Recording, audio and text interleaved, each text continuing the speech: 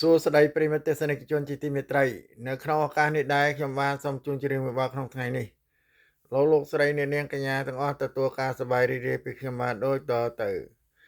រាត្រីសែនស្ងាត់បងហើយនឹងអូនធ្លាប់ថ្នាំងថ្នមបំបីតើស្រងស្រីអូនចាំបានទេបងនឹកស្រឡាញ់សូមអូនត្រាប្រណីបងស្នេហ៍រូងអូនអូនអើយកុំខឹងយំស្ងាត់ណាស់ថ្លៃបងនឹង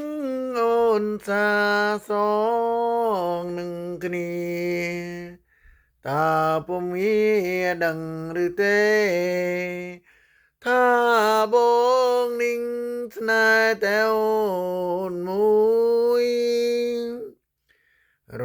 ងអូនជាត្រួយនៅក្នុងដួងចិត្តកែអើយអើយកៅសូមអូនអាណិនបងស្រឡាញ់អូនតើអូនស្រឡាញ់បងទេបងនឹករូងអូននឹងទាំងយំថ្ងៃបងបែបនណាស្រីសូមឲ្យបានជួបអូនបងសច្ចាថ្នាំងថ្នមមើលថែរុងអូនណាថ្លៃអូនអើយអូន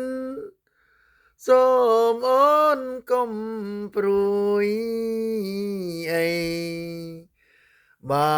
បានរូងបងជាប្តីបងនឹងថ្នាំងថ្ន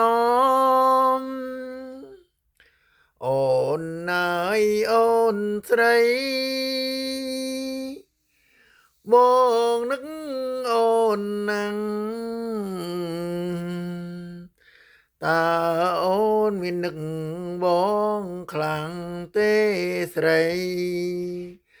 សូមអូនបណៃបងផងរាត្រីសែនស្ងាត់បងហើយនឹងអូន